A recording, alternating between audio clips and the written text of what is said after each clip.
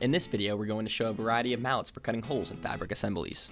We're using 4 layers of Sunbrella Marine Grade canvas. It only takes one blow with the Berry King. This is by far our favorite mallet. The 8-ounce Rawhide upholstery mallet takes an extra couple of blows. After 2 blows, the mallet is unsuccessful. After 4 blows, the mallet finished the job.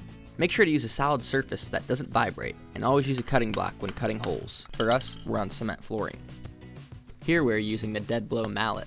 This 3-pound mallet is the same weight as the Berry King, but as you can see here, it takes an extra couple of blows when cutting through canvas. Here we are using a standard hammer. A standard hammer has a difficult time cutting through the canvas, but eventually gets the job done. Over time, with continuous use, it will cause some damage to the head of the hole cutter by mushrooming it.